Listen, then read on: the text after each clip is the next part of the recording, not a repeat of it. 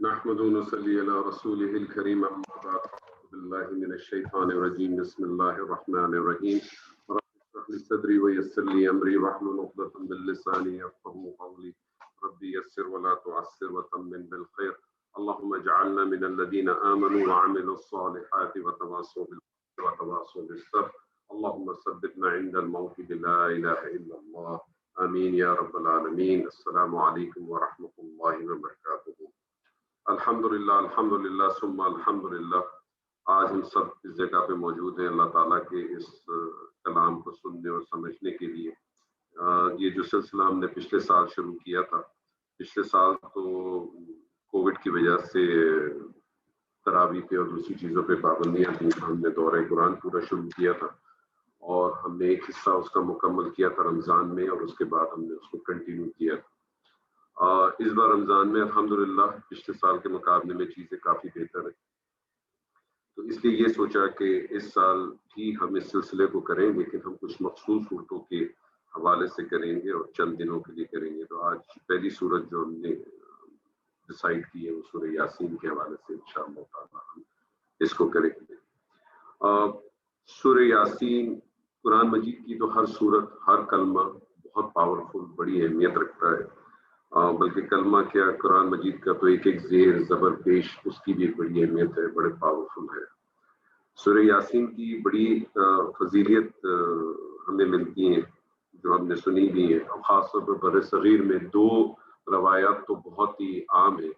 ایک اس حوالے سے کہ قرآن مجید کا دل ہے، اور دوسرا یہ کہ اگر موت کے وقت اس کو پڑھا جائے تو اس سے موت میں بڑی آسانی ہو جاتی ہے. لیکن اس حوالے سے میں صرف اتنا کہہ دوں کہ یہ دونوں جو روایات ہیں یہ کوئی بہت مضبوط روایات نہیں.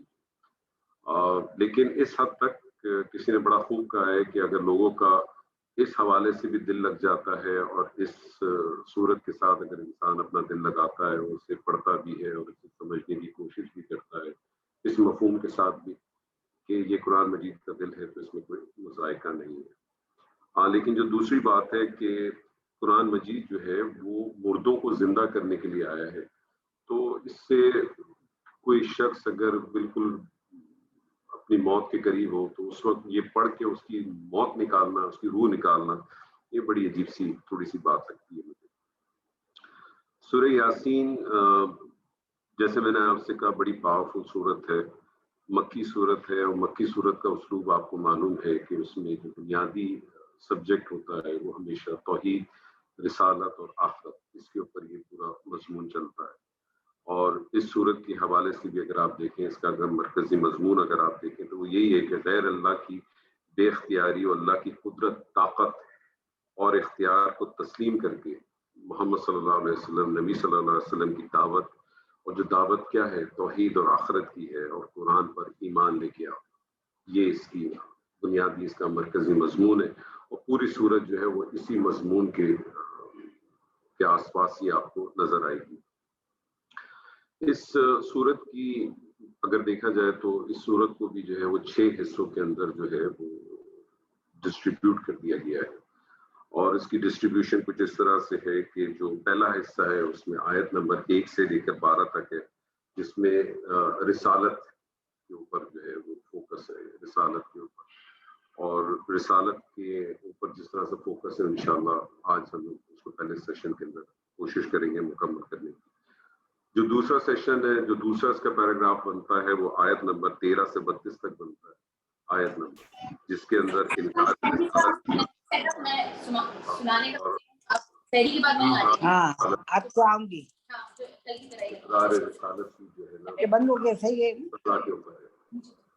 جو تیسرا اس کا پیراگراف بنتا ہے وہ آیت نمبر 33 سے لے کر 50 تک بنتا ہے، جس میں شکر گزاری کا مطالبہ ہے اور توحید کو اختیار کرنے کی دعوت دی گئی ہے. ایک بات ہے.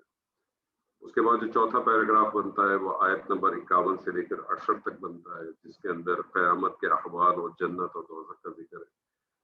پھر پانچواں جو پیراگراف ہے وہ آیت نمبر 69 سے لے کر 75 تک ہے، جس میں قرآن مجید کا اور نبی صلی اللہ علیہ وسلم کا مزید تعارف کرایا گیا ہے. اور پھر جو آخری پیراگراف ہے آیت نمبر 76 سے لے کے 83 تک، اس میں نبی صلی اللہ علیہ وسلم کو تسلی اور دعوت کی ہدایت کی گئی. اس صورت کے اندر ایک بڑی خاص چیز ہے اس حوالے سے کہ اللہ تعالیٰ نے اپنے لیے جمع متکلم کا صیغہ کو تقریباً 45 سے زائد مرتبہ استعمال کیا. یہ جو اللہ تعالیٰ جب کہتا ہے نا ہم نے نازل کیا، ہم نے پیدا کیا، ہم نے بنایا، ہم نے اتارا، آپ سب لوگ جانتے ہوں گے کہ یہ جب جمع متکلم کا جب صیغہ استعمال کرتا ہے اللہ تعالیٰ تو بیسیکلی اس کے اندر شان اور عظمت کے لیے تو استعمال ہوتا ہی ہے، لیکن عام فہم میں بھی جب ہم اپنا ہم کا جب صیغہ استعمال کرتے ہیں تو بیسیکلی اس کے اندر ایک کبر بھی ہوتا ہے، ایک تکبر بھی علامت آ جاتی ہے. اور یہ کبر اور تکبر جو ہے وہ اللہ تعالیٰ ہی کے لیے ہے اور اللہ تعالیٰ ہی اس کا حقدار ہے. لیکن اس میں ایک اور بڑا اہم پوائنٹ ہے. آپ یہ دیکھیں کہ اللہ تعالیٰ نے جمع کا متکلم کا بھی صیغہ استعمال کیا ہے اور اللہ تعالیٰ نے واحد متکلم کا بھی صیغہ استعمال کیا. اس صورت میں بھی ایک جگہ پہ اللہ تعالیٰ نے واحد متکلم کا صیغہ بھی استعمال کیا.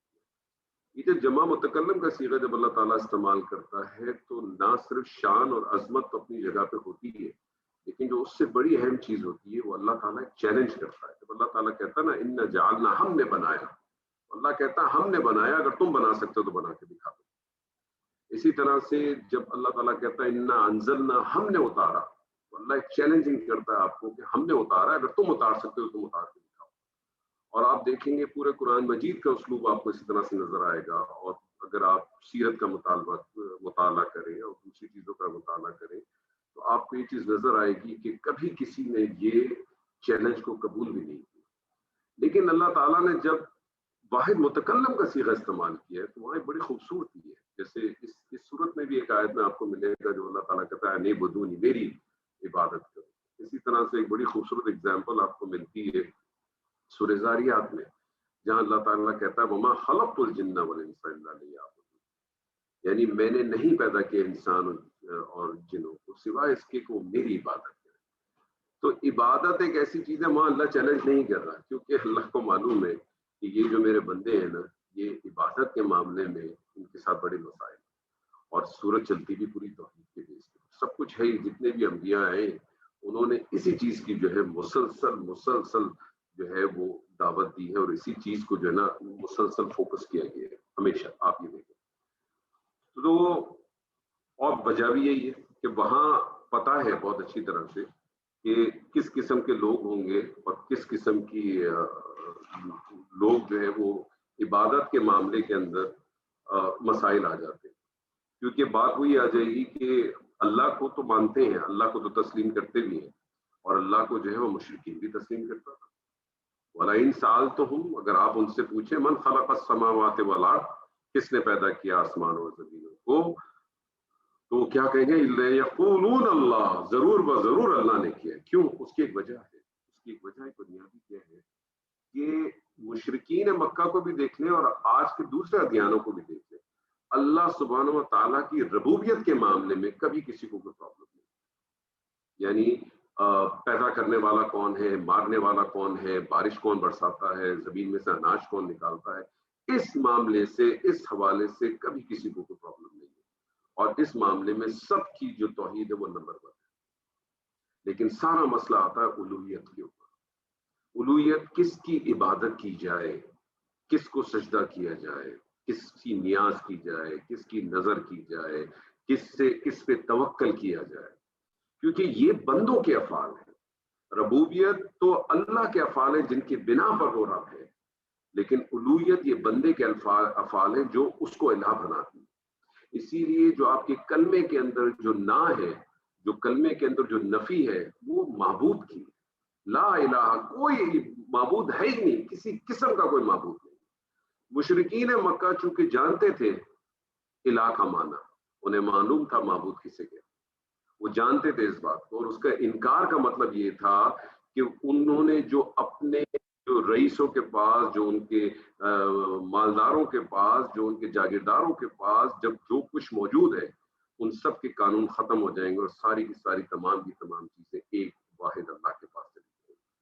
وہ اس کا معنی جانتے تھے، اس لیے انہوں نے کلمہ نہیں پڑھا. اور آج ہماری بدقسمتی یہ ہے کہ مسلمانوں نے اس کا معنی نہیں جانا، کلمہ پڑھ لیا، کام ہم اسی طرح سے کرتے. تو ان باتوں کو ہمیشہ ذہن میں رکھیں انشاءاللہ تعالی، تو بہت ساری چیزیں ہمیں انشاءاللہ واضح ہوں گی. اعوذ باللہ من الشیطان الرجیم، بسم اللہ الرحمن الرحیم، یاسین والقرآن الحکیم۔ یاسین آپ جانتے ہیں حروف مقطعات ہے، اور حروف مقطعات کے بارے میں ہم جانتے ہیں کہ حروف مقطعات جو ہے وہ بیسکلی اس کے کوئی معنی ہمیں نہیں معلوم، اور اس کو حروف مقطعات بھی اس لیے کہتے ہیں کہ اس کو آپ جو ہے وہ الگ الگ پڑھتے ہیں، یعنی حروف کے طور پہ پڑھتے ہیں۔ یعنی حروف کے طور پہ اگر آپ کہیں تو بیسکلی اردو زبان میں کہیں تو حروف تہجی ہو جائے گا، اور عربی زبان میں کہیں تو حروف ہجائت ہو جائے گا۔ یعنی اس کو علم نہیں پڑھتے، الف لام میم پڑھتے ہیں، اس کو الر نہیں پڑھتے، الف لام را پڑھتے ہیں، ایک حرف کو الگ کر کے پڑھتے ہیں۔ یہ جو حروف مقطعات ہیں یہ 29 صورتوں میں کی ابتدا میں آئے ہیں، اور اس کی ایک بڑی خوبصورت چیز اس میں آپ کو یہ نظر آئے گی کہ سوائے تین صورتوں کے یعنی 26 مقام پہ جب بھی یہ حروف مقطعات آئیں تو وہاں آگے جو ہے اگر آپ دیکھیں تو قرآن کا ذکر، یہ قرآن کا تعارف بیان ہوا ہے۔ الف لام میم ذالک الکتاب، الف لام را تلک آیات الکتاب المبین، یہاں بھی جیسی آئے یاسین والقرآن الحکیم۔ اور تین صورتیں ایسی ہیں جس کے اندر جو ہے وہ قرآن کا ذکر نہیں ہے، لیکن اگر الٹیمیٹلی دیکھا جائے تو وہ قرآن کے ایک ایک جو اس کی حق، جو اس کے جو کلمہ ہے، اس کی پاور جو ہے نا وہیں بیان ہوتی ہے۔ سورہ مریم کے اندر آیا ہے کاف ہا یا عین صاد، اور اس کے بعد ذکر رحمت ربک آپ سے کریے۔ اسی طرح سے آپ دیکھیں کہ سورہ روم کے اندر آیا ہے، اور سورہ عنکبوت میں آیا ہے، اسی طرح سے تو تین ایسے مقام ہیں۔ تو بنیادی طور پہ حروف مقطعات اس کے کوئی معنی ہمیں نہیں معلوم، لیکن میں نے بھی حالیہ اس ایک دو دن کے اندر کچھ چیز اس کے حوالے سے مزید پڑھی تھی جو میں آپ کے سامنے شیئر کرنا چاہتا ہوں، اور اگر آپ کو سمجھ میں آ جائے تو اچھی بات ہے، نہ سمجھ میں آئے تو اس کو اٹھائیں دیوار پہ مار دیں۔ میں ہمیشہ ایک ہی بات کہتا ہوں، یہ جو قرآن مجید کی جن صورتوں کے شروع میں حروف تہجی، مطلب آپ یہ کہنے حروف مقطعات کے نہیں، حروف تہجی بیسکلی یا حروف ہجا کا ذکر فرمایا گیا ہے، اس کی حکمت کیا ہے؟ اس کی ایک رائے کچھ لوگوں نے اس طرح سے دی ہے کہ جب اس کی حکمت یہ ہے کہ حکیم جب کسی ایسے شخص سے مخاطب ہو جو کہ غافل ہو سکتا ہے یا اس کا دل کسی اور بات میں مشغول ہو، تو وہ اپنے کلام کی ابتدا میں کچھ ایسے لفظ کا ذکر کرتا ہے جس کا معنی بادی نظر نہیں آتا، جس کا معنی نظر نہیں آتا، اور تاکہ اس سے اس کا جو مخاطب ہے وہ چوکنا ہو جائے، یعنی اس کے ذہن بیدار ہو جائے اور وہ اس پوری کلام کی طرف متوجہ ہو جائے کہ یہ کس قسم کی بات ہے، یہ کس قسم کی چیز ہے، اور پھر اس کے بعد جو حکیم ہے وہ اپنے کلام کا جو اصل مقصود ہے اس کو بیان کرے۔ ایک تو یہ بات۔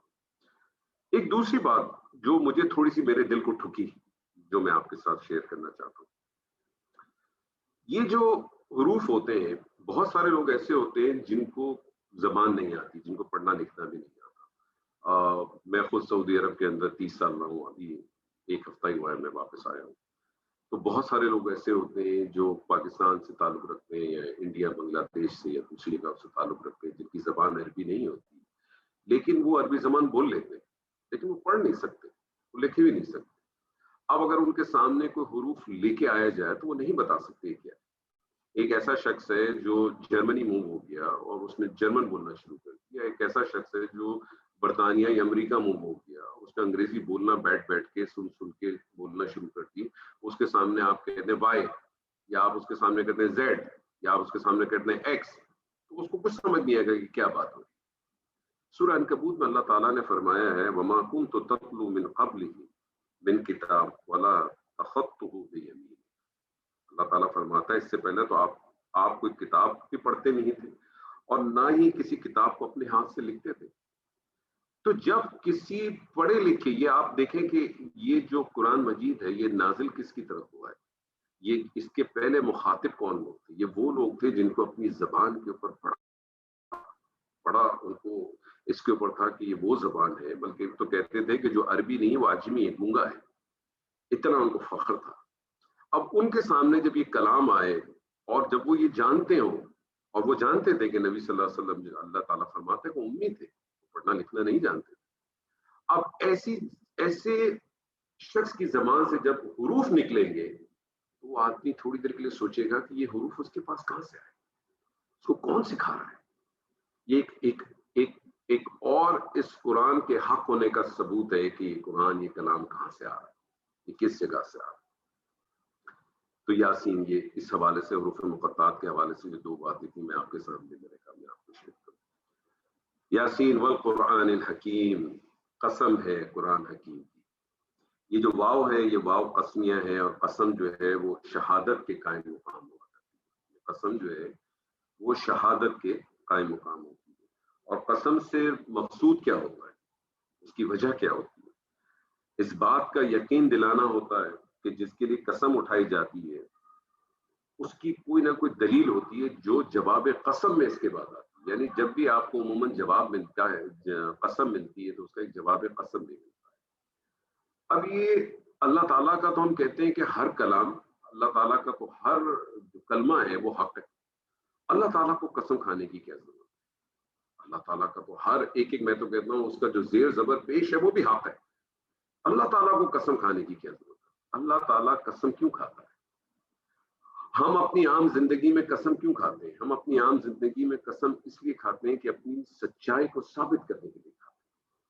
اللہ تعالیٰ کو تو کوئی سچ ثابت کرنے کی ضرورت ہی نہیں ہے۔ ہم اپنی عام زندگی میں قسم اس لیے کھاتے ہیں کہ ہم نے کسی سچ کو ثابت کر دو۔ اللہ کی قسم میں وہاں کیا تھا، اللہ کی قسم میں نے ایسا نہیں کیا تھا، یہی کرتے ہیں۔ اور قسم کے حوالے سے پہلی بات تو کوشش یہ کرنی چاہیے کہ ہمیں قسم نہیں کھانی چاہیے، لیکن اگر کسی وجہ سے قسم کھانی پڑ جائے بحال مجبوری تو کوشش کرنی چاہیے کہ وہ قسم جو ہے نا وہ اللہ کی کھائے۔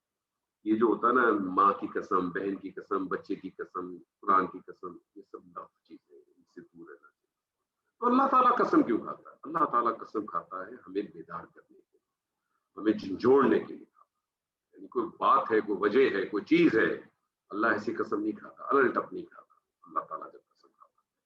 اور یہ قسم کے معاملے میں بھی آپ دیکھیں گے کہ تمام قسمیں جتنی بھی قرآن مجید میں آپ کو ملیں گی وہ تمام مکی دور میں، تاکہ اللہ تعالیٰ اپنی عظمت، اپنی شان کی بتاتا ہے آگے کہ قسم کھا کے اللہ تعالیٰ اس چیز کو باور کراتا ہے کہ جو بات میں کہنے جا رہا ہوں اس بات کی طرف غور کرو۔ اور یہ قسم جب بھی آئے گی عموماً اس کا آپ کو ایک جواب قسم بھی ضرور ملے گا، یعنی کس چیز کے اوپر دلالت کی جا رہی، کس چیز پہ بات کی جا رہی۔ یہ قسم کھائی جا رہی ہے قرآن حکیم کی، حکیم قرآن کی قسم کھائی جا رہی ہے۔ یہ حکیم کیا چیز ہے؟ حکیم کو تھوڑا سا اگر آپ سمجھنے کی کوشش کریں تو یہ حکیم لفظ کے اندر بنیادی طور پہ تین چیزیں ہمارے سامنے آتی ہیں۔ پہلی چیز تو یہ کہ حکمت، جس کو آپ وزڈم کہتے ہیں۔ دوسری چیز اس کے اندر ججمنٹ، یعنی قرآن میں مطلب جو اس کے اندر جو ورڈکٹ ہوتے ہیں وہ اتنے پاورفل ہوتے ہیں اس لفظ حکیم کے اندر کہ اس میں کوئی تبدیلی نہیں آتی۔ یعنی کبھی آپ کو قرآن مجید میں ایسا نہیں ملتا کہ اللہ تعالیٰ نے اپنا کوئی ورڈکٹ دیا ہے اور اس کے بعد اس کا کوئی ڈینائل آ جائے۔ بعض دفعہ ہمیں کچھ آیات کے اندر ایسا لگتا ہے کہ یہاں وہاں تو اللہ نے کوئی اور بات کی تھی اور یہاں یہ اللہ نے کوئی اور بات کی۔ یہ ہماری ناسمجھی ہے، یہ ہماری ناسمجھی ہے۔ ہم اس کو اپنی سمجھ سے، کیونکہ ہماری ایک لمٹ ہے، ہم اس لمٹ سے زیادہ سوچ ہی نہیں سکتے، ہم اس لمٹ سے آگے بڑھ ہی نہیں سکتے۔ اور تیسری چیز ہے اس کے احکام محکم ہونا۔ تو حکیم کے اندر اس چیز کو ذہن میں رکھیں کہ حکیم کے اندر کیا چیزیں آتی ہیں، اس میں یہ تمام چیزیں مفہوم آپ کو ملتی ہیں۔ یعنی حکیم کا ایک معنی یہ کہ یہ قرآن دانائی اور حکمت سے بھرپور ہے، اس میں کی کوئی بات نہ خطا ہے، نہ کوئی غلطی ہے، اور نہ عقل کے خلاف ہے، اور نہ کسی کم درجے میں۔ یعنی کوئی بات بھی اللہ تعالیٰ نے ایسی نہیں فرمائی ہے کہ جو آپ کے عقل کے خلاف آپ بولے یہ تو ہو ہی نہیں سکتا، یہ تو ممکن ہی نہیں۔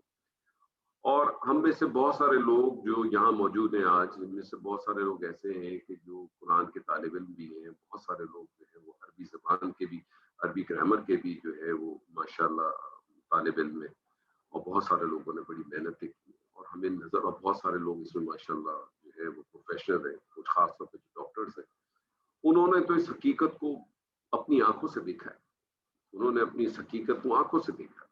مجھے یاد ہے کہ جب ہم نے کچھ عرصے پہلے سورہ مومنون کی تھی تو سورہ مومنون میں اللہ تعالیٰ نے جب انسان کی تخلیق کا ذکر کیا تھا تو میں نے 3 آیات ہیں، صرف آیت نمبر 12، 13، 14، اور جب میں نے ان 3 آیات کو کرنے کی کوشش کی اور پھر میں نے ہمارے ایک ساتھی ڈاکٹر شائستہ سے ہیلپ لی، اور کچھ 1-2 چیزیں میں نے ڈاکٹر عابد رضوی صاحب سے پوچھی تھی، تو حیران رہ گئے، اور انہوں نے ایک ایک چیز کو جو ہے وہ ڈاکیومنٹڈ پروف کے ساتھ دیا کہ جو آیات کے اندر جو جس طریقے سے جو پروسیس آیا ہے اللہ تعالیٰ نے جس طرح سے اس کی تخلیق کیا اس میں کسی قسم کی کوئی، اور یہ بات کب کی ہو رہی ہے؟ 1450 سال پہلے، جبکہ یہ ساری چیزیں تو آج سے 150 سال پہلے ہمارے ذہن میں آئی۔ تو بہت ساری چیزیں ایسی ہو سکتی ہیں جو ہمارے ذہن کو ابھی نہ سمجھ میں آئے۔ اس کا مطلب یہ نہیں ہے کہ وہ بات میں کہیں کوئی ٹیڑھ ہو سکتی ہے، کوئی گڑبڑ ہو سکتی ہے۔ قرآن اس معاملے میں اپنے وزڈم کے حوالے سے، اپنی حکمت کے حوالے سے جو نا باکمال ہے، اس کی ہر بات ہی کمال ہے، عقل اور دانش میں۔ اور دوسری بات یہ کہ قرآن انتہائی محکم ہے، مضبوط ہے، جڑا ہوا ہے اور مضبوط ہے بالکل۔ ہر چیز اتنی خوبصورتی سے آپس میں ایک دوسرے کے ساتھ جڑی ہوئی ہے، اس خوبصورتی کے ساتھ ہے کہ اس میں اس کی آیات میں کوئی باہمی اختلاف نہیں مل سکتا۔ میں نے آپ سے کہا نا، جو بھی اختلاف مل سکتا ہے وہ اختلاف ہماری اپنی سوچ کے حوالے سے ہو سکتا ہے، ہماری جتنا ہم نے اپنے آپ کو ایکسپلور کیا ہے اس حوالے سے مل سکتا ہے، اس سے زیادہ نہیں مل سکتا۔ تو اللہ تعالیٰ اپنے اس قرآن کی قسم کھاتا ہے، اللہ کہتا ہے کہ میں اس قرآن کی قسم کھاتا ہوں۔ اچھا ایک بات اور نوٹ کریں کہ ابھی تک بات یہ تو آئی نہیں ہے کہ قسم کھائی کس نے، بل قرآن الحکیم، قسم ایک حکیم قرآن، کون قسم کھا رہا ہے ہمیں نہیں معلوم ابھی تک۔ اللہ تعالیٰ کہتا ہے کہ جو ہے ہمیں یہ نہیں پتا چلا کہ قسم کھائی کس نے۔ آگے اللہ تعالیٰ فرماتا ہے انک لمن المرسلین۔ اب یہ جواب قسم آ رہا ہے۔ جواب قسم کے حوالے سے میں نے آپ سے کہا کہ قسم جب بھی آئے گی اس کا ایک جواب قسم ضرور ہوگا، اور یہ جواب قسم کسی جملے کی صورت میں ہو سکتا ہے۔ جو عربی گرامر سے تعلق رکھتے ہیں یا جنہوں نے عربی گرامر کو پڑھا ہے وہ جانتے ہیں کہ جب جملہ آئے گا تو جملہ پھر دو ہی قسم کا ہو سکتا ہے، یا تو جملہ اسمیہ ہوگا یا جملہ فعلیہ ہوگا۔ اور جواب قسم جب بھی آئے گا اور اگر وہ جواب قسم جملہ اسمیہ کی شکل میں ہوگا تو یاد رکھیے گا اس کی ابتدا میں انا ضرور آئے گا، اور خالی انا نہیں آئے گا بلکہ انا کے ساتھ لام تاکید بھی آئے گی۔ اور اللہ تعالیٰ جب یہ قسم کھاتا ہے نا تو اللہ تعالیٰ قسم کھاتا ہے پھر اسی چیز کو آگے دلیل بنانے کے لیے قسم کھاتا ہے۔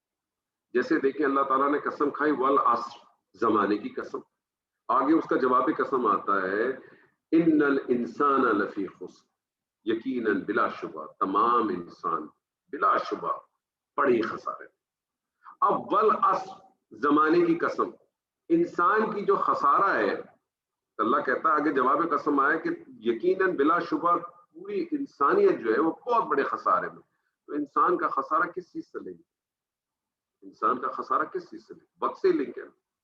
آپ یہ دیکھیں کتنی خوبصورت طریقے سے اللہ تعالیٰ اس کو کرتا ہے۔ تو اللہ تعالیٰ نے یہاں بھی اس کا جواب دیا انک لمن المرسلین، بلا شبہ، بلا شبہ تو یقیناً بھیجے ہوئے لوگوں میں سے ہے، بھیجے ہوئے لوگوں میں سے۔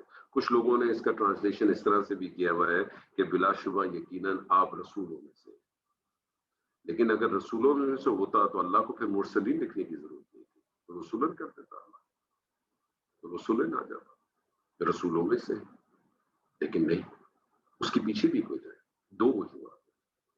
پہلی چیز تو اللہ نے کہا کہ یقیناً آپ بھیجے ہوئے لوگوں میں سے ہیں۔ کیا مطلب ہوا؟ کہ آپ اکیلے نہیں آئے اس فیلڈ میں، آپ اسی گروپ میں سے ہیں، اسی group chosen group of people میں سے ہیں جن کو ہم نے پہلے بھی بھیجا ہے، پہلے بھی بھیجا ہے۔ ایک تسلی دی۔ دوسری ایک بات، اللہ گواہی دے رہا ہے، اور اللہ گواہی دے کس کو رہا ہے؟ مخاطب کس کو کہا ہے؟ انکا، بلا شبہ آپ، اے نبی آپ بھیجے ہوئے میں سے ہے۔ ہونا تو یہ چاہیے تھا کہ اللہ تعالیٰ کہتا انہو، اللہ تعالیٰ قریش سے خطاب کرتا، ان لوگوں سے خطاب کرتا اور ان سے کہتا کہ یقیناً یہ بھیجے ہوئے میں سے، لیکن اللہ تعالیٰ نے ان کو اہمیت ہی نہیں دی۔ اللہ تعالیٰ نے کہا ان کو چھوڑ دو، ان کی کیوں فکر کرتے؟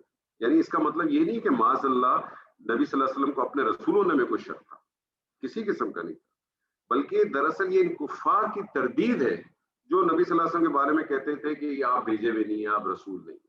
کیوں؟ کیونکہ ذہنوں کے اندر جو ایک بیماری چڑھی ہوئی تھی، اور یہ ہمیشہ سے چڑھی ہوئی تھی اور آج تک چڑھی ہوئی، آج تک چڑھی ہوئی۔ انہوں نے جو وقت کا رسول تھا، جب بھی کوئی وقت کا رسول یا نبی ہے اس کو کبھی تسلیم نہیں کیا، کیونکہ وہ یہی سمجھتے تھے اور کہ یہ اگر وقت کا رسول ہے یا نبی ہے تو اس کے پاس کوئی خاص چیزیں ہونی چاہیے، اس کے ساتھ تو کوئی فرشتے بھی ہونے چاہیے، اور یہ رسول ہے تو کھاتا بھی ہے پیتا بھی ہے، اس کے نبی بچے بھی ہوتے ہیں، تو ساری چیز ہماری طرح سے کرتا ہے، تو یہ اسپیشل کیسے ہو سکتا ہے؟ یہی تصور آج ہمارے ساتھ ہے. آج آپ دیکھیں کوئی آدمی اگر دعوت کا کام کر رہا ہو یا دین کا کام کر رہا ہو، اس کی اگر داڑھی نہ ہو، پینٹ شرٹ میں ہو، جینس میں گھوم رہا ہو، ٹی شرٹ پہنی ہو، سر پہ ٹوپی نہ ہو، اور وہ کتنی بھی خوبصورت باتیں کرتا رہے، وہ کتنی بھی حق کے ساتھ باتیں کرتا رہے، میجورٹی اس کو تسلیم نہیں کرتی. کیوں؟ کیونکہ ہمارے ذہن بنے ہوئے، ہمارے تصورات بنے ہوئے، ہم اس تصور سے باہر نہیں جا سکتے. ہمارا ایک ذہن بنا ہوا ہے کہ اگر کسی نے دعوت کا کام کرنا ہے، کسی نے اگر اللہ کا پیغام پہنچانا ہے، اس کا فلانا فلانا فلانا ایک اسٹرکچر ہوگا. تو اللہ تعالیٰ نے کہا اب ان کی تو فکر ہی نہیں کریں، میں گواہی دیتا ہوں. اب اس بات سے نبی صلی اللہ علیہ وسلم کی ایک اور عظمت بھی ہمیں پتہ چلتی ہے کہ اللہ تعالیٰ قسم کھا کے گواہی دیتا ہے. اللہ تعالیٰ گواہی دے رہا ہے. جیسے میں نے آپ کو بتایا تھا نا کہ جو واو قسمیاں ہیں یہ بیسیکلی جو ہے وہ شہادت کے قائم مقام ہوا کرتا ہے. تو اللہ تعالیٰ ایک طرح سے قسم کھا کے یہ گواہی دے رہا ہے. اللہ تعالیٰ نبی صلی اللہ علیہ وسلم کی عظمت. اور آپ دیکھیں کہ کیا عظمت، جو میں نے آپ سے شروع میں کہا تھا، جو ہم پہلا سیشن آج انشاءاللہ کوشش کریں گے کہ آج کا یہ والا سیشن ہم مکمل کریں، پہلا والا حصہ جو ہے جس میں نبی صلی اللہ علیہ وسلم کی رسالت کے اوپر بات. اللہ تعالیٰ نے کہا کہ یقیناً بلا شبہ اس میں کوئی شک ہی نہیں ہے کہ آپ بھیجے ہوئے لوگوں میں سے ہیں. اس کا مطلب ایک گروپ آف پیپل، ایک چوزن گروپ آف پیپل تھا، آپ اسی میں سے ہیں، آپ اسی بردرہڈ میں سے ہیں. کیوں کہا؟ رسول کا لفظ استعمال نہیں کیا، اللہ نے مرسلین کا لفظ استعمال کیا، بھیجے ہوئے میں سے. اللہ نے یہ نہیں کہا آپ ایک رسول. کیوں؟ اس کی بھی ایک وجہ ہے. قرآن مجید بھی، اور میں نے آپ سے کہا ہے ہمیشہ کہ دیکھیں جب میں آپ سے کوئی بات کروں، اگر آپ کا کسی بات پہ دل ٹھکے تو آپ ضرور اس پہ غور و فکر کریں، اور جس چیز پہ دل نہ ٹھکے، جو چیز آپ کو نہیں ایکسیپٹیبل، اس کو اٹھائیں دیوار پہ مار دیں. ٹھیک ہے؟ کیونکہ یہ تو ایسی ایک کلام ہے اللہ کا جو ہر دور میں، ہر وقت کے اندر ایک اپنے نئے وقت کے ساتھ، یہ زندہ کلام ہے. قرآن مجید زندہ جاوید چیز ہے، یہ وقت کے ساتھ چلتا ہے. جیسی سچویشن ہوتی ہے ایسی سچویشن کے حساب سے آپ کو اس کے ریزلٹس دیتا ہے، ایسے سچویشن کے حساب سے آپ کے ساتھ وہ خطاب کرتا ہے. یہ زندہ جاوید چیز ہے. اگر رسول کی اگر ٹرانسلیشن میں کروں انگریزی میں تو میسنجر ہو گیا، پیغام لانے والا. کیا یہ ممکن ہے نا کہ جو ایک میسنجر ہے، ایک رسول جو ہے، وہ اپنا پیغام بھی تو دے سکتا ہے؟ ایسا ہے نا؟ ایک میسنجر ہے، ایک پیغام لانے والا، کیا اپنا پیغام نہیں دے سکتا؟ لیکن مرسلین جب آپ نے اس کو کہہ دیا تو اس کا کیا مطلب ہے کہ وہ پھر پیغام لانے والوں میں سے، اس کا مطلب جو وہ پیغام دے رہا ہے آپ تک، جو آپ تک پہنچا رہا ہے، وہ جو پیغام ہے وہ اس کا اپنا نہیں. وہ پیغام کہیں سے آیا ہے، کہاں سے آیا یہ ابھی تک نہیں پتا چل رہا آپ کو. القرآن الحکیم انک لمن المرسلین، ابھی تک نہیں پتا چلا کہ یہ پیغام آیا کہاں سے ہے. لیکن اس فرق کو ذہن میں رکھیں. کچھ ٹرانسلیشن میں آپ کو ملے گا کہ آپ رسولوں میں سے، لیکن اس کا ٹرانسلیشن بنتا نہیں ہے، آپ بھیجے والوں میں سے. یعنی اصطلاحی زبان میں اگر آپ مرسلین، مرسلون کا اگر آپ معنی لیں، یہ اسم المفعول ہے، اس کا معنی ہوگا کہ وہ نبی جس کو کوئی چیز دے کے بھیجا ہو. تو اس کا مطلب ہے کہ وہ جو بھی آپ کے ساتھ، ہمارے ساتھ جو بات ہو رہی ہے، یا ان لوگوں کے ساتھ اس وقت جو ہے وہ تعویل خاص میں اگر آپ دیکھیں تو جو بھی پیغام یا جو بھی بات پہنچائی جا رہی ہے وہ اس کی اپنی کی ہوئی نہیں. اللہ صراط المستقیم، یہ اس کی دوسری خبر ہے. خبر کا لفظ میں نے اس لیے استعمال کیا کہ جو ہمارے ساتھی بیٹھے ہیں، جو گرامر سے وہ تعلق رکھتے ہیں، ان کو پتہ چل گیا ہوگا کہ انا یا انا کی اسم ہوگا اور اس کی خبر ہوگی. تو اس کی دو خبر آئی. پہلا تو خبر آئی کہ آپ مرسلین میں سے، بھیجے میں سے، اور دوسرا اللہ صراط مستقیم. اللہ صراط مستقیم، آپ ایک جو ہے وہ سیدھے راستے پہ ہے، سیدھی راہ پر ہے، آپ سیدھی راہ پر، سیدھی راہ پر. یہ سیدھی راہ سے کیا مراد ہے؟ ہم اس پہ پہلے ہی بات کر چکے ہیں کہ صراط کا کے اندر 3 مفہوم آتے ہیں. صراط کے اندر جو ہے ایک مفہوم آتا ہے سیدھے کا، اور اس میں ایک معنی آتا ہے کہ چوڑا ہو، اور ایک معنی آتا ہے اس میں کہ وہ مشکل بھی ہو، دشوار. اور مستقیم کے اندر بھی جو ایک معنی آتا ہے وہ سیدھے کا آتا ہے. تو ایک عام شاعر ہو نا، اور ایک عام لکھنے والا بھی ہو نا، وہ بھی کبھی دو ہم معنی الفاظ اکٹھے نہیں لاتا. یہ تو پھر اللہ کا کلام. اس کا کیا مطلب ہو؟ تو صراط سیدھا सीधा बिल्कुल स्ट्रेट, कोई डेविएशन नहीं है, बिल्कुल स्ट्रेट लाइन के अंदर, बिल्कुल सीधा है, चौड़ा है, दुश्वार है। जब कोई चीज चौड़ी हो, दुश्वार, चौड़ी होगी इसका मतलब बहुत सारे लोग इकट्ठे जा सकते हैं, और दुश्वार भी है। मुस्तकीम सीधा लेकिन अपवर्ड, ऊपर की तरफ, यानी ऐसा रास्ता जो कि सीधा है, दुश्वार है, चौड़ा है, बहुत सारे लोग इकट्ठे जा सकते हैं, और ये रास्ता किधर जाता है? ये ऊपर की तरफ जाता है। ऊपर कौन है? ऊपर कौन है? ऊपर तो रब है ना, खालिक है वो, ऐसा रास्ता। और जब इस रास्ते पे आप जाते हैं, तो जैसे जैसे आप इस रास्ते पे चढ़ते रहते हैं, ऊपर जाते रहते हैं, तो क्या होता है? अगर आप अपनी आम जिंदगी में देखें, एक शख्स जो है वो ग्राउंड फ्लोर पे रहता हो, और एक शख्स अगर 7th फ्लोर पे, 8th फ्लोर पे रहता हो, तो जो 7th या 8th फ्लोर पे रहता है उसका विजन बहुत क्लियर होता है। तो आप जैसे जैसे ऊपर जाते रहते हैं तो दो चीजें होती हैं, एक तो आपका विजन क्लियर होता जाता है, आप अल्लाह के करीब जाते रहते हैं, और फिर आपका विजन क्लियर हो जाता है।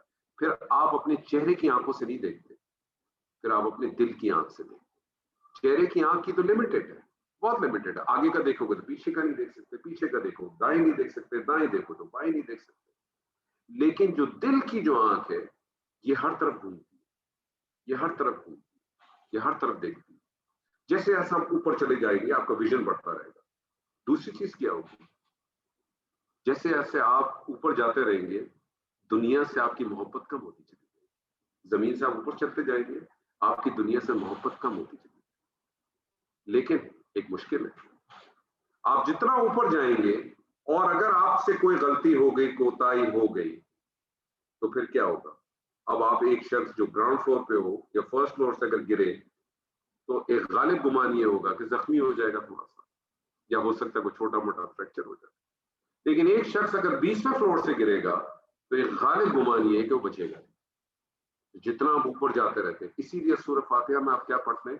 इहदिनस सिरातल मुस्तकीम, तू हिदायत दे हमें सीधे रास्ते की।